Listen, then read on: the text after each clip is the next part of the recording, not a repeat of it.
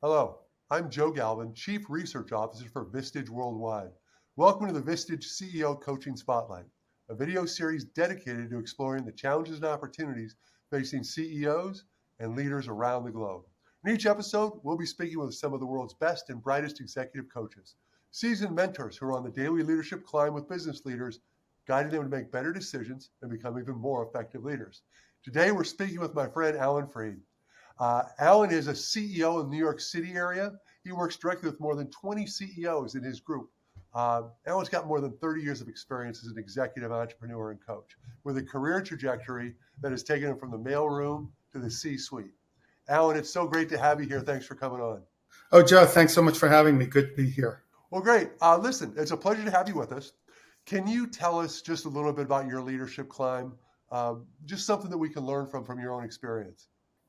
Yeah, Joe, I've been in like every role. I've been an executive entrepreneur from nascent startups to working at the biggest media companies in the world. Yeah, and what are some of the things you've learned along the way? Joe, I'd say that probably the top thing I've learned is about having a growth mindset. And I wish I could sit here and tell you that I always had one, right? But, sometimes I think I just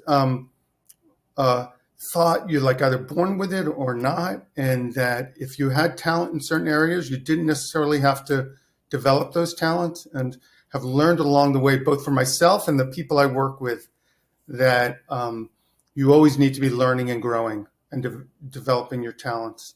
A question I like to ask the people I work with really often is, what's the one thing you may be bad at it, you may even be okay at it, but if you got great at it, would have the greatest impact on your business or your career? It's always good to be thinking in those terms. Do you find that your high performing CEOs have this growth set mentality, and what is it they do to maintain that edge? That's not easy to do every day. It's not, but they're always making time for learning and growing and doing things that are going to develop their skills, right? As a business grows, as your career develops, right? The game board, for lack of a better term, the playing field changes. So there are new rules. You have to be thinking in new ways.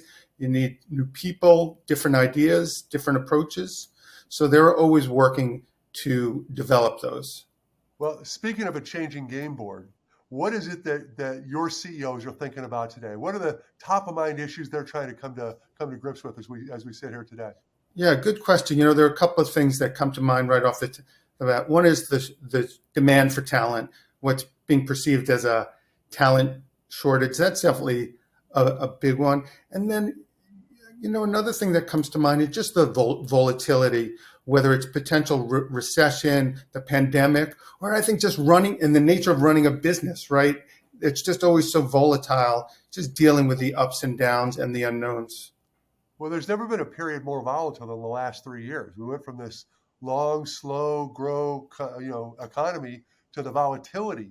How did you see CEOs manage their way through that, and how are they prepared for the uncertainty we're facing? One thing they did is they were willing to experiment, and they moved fast. Like when the pandemic was upon us, they moved fast, and they made decisions. I worked with people who did everything from pivoting their business to playing defense and securing their business. And fortunately, they didn't go out of business.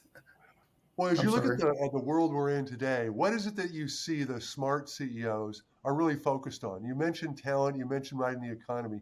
Where does this growth mindset help them drive their business?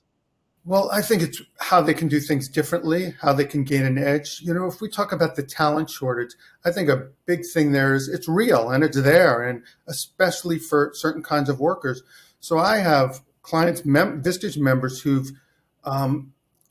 they've outsourced to let's say the Philippines, and they've set up call centers there and dispatch centers there, and found other administrative assistant marketing help there.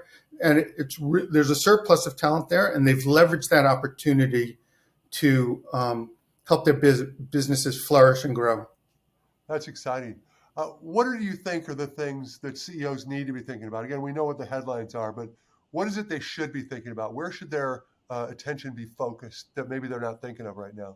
Well, I think it's always good to be forward thinking, look at what's coming and what's developing. I think a lot is happening in technology. A lot of people, AI is such a buzz right now that people are looking at that. I have one CEO I work with who was just at a conference last week and just like came back so excited about it and how it's going to change his business and that he feels ready to move on it. So I think, what would the adapt? There was this meme that was going around that talked about how it took a year for I don't know, Netflix to get 1 million users, and it took ChatGPT like 5 days to get 1 million users, right? So these things are here and they're happening quicker than ever before. So people need to be ready for that. I think that's one piece, and the other piece is like always just to be forward looking. What's the vision they have for their company and themselves, and to always be changing that as they develop. Do you find that the majority of your CEOs are really good at strategic planning? Do you see them have a process, or is it something they make up as they go? When I first start to work with them, they definitely don't have it. And then some do. I like to think about it. Very often the people I start to work with, and I don't mean this as a slight, they come in as business owners and they start to emerge as CEOs in terms of the way they think about their role, their people, their time, their planning. So over time, they get into strategic planning. But you need that strategic plan to pull the operating system through, right? Right, exactly. Really appreciate the time with you here. Before we say goodbye, I'd like to see, are there any final thoughts you'd like to share, things that are on your mind right now that you think are of importance that you want to share? I was talking to a CEO this morning, and maybe he was a little discouraged about some things that were not happening in his business. And, just like staying in the game, right, is the biggest part of it, right? And taking some risks when sometimes it feels like giving up. It takes a special person to be running a business. Especially in this environment. Well, Allan, thank you so much for your time and your thoughts. We look forward to talking to you again soon. And thank you all for watching the Vistage CEO Coaching Spotlight. If you enjoyed this, you found value in it, please feel free to share with whoever might find interest in it. For more information and guidance on the top issues, I invite you to visit Vistage.com. That's www.vistage.com. I'm Joe Galvin, Chief Research Officer. Thank you, Allan, for your time, and thank you for paying attention to us. Thank you. Great. Thanks, Joe.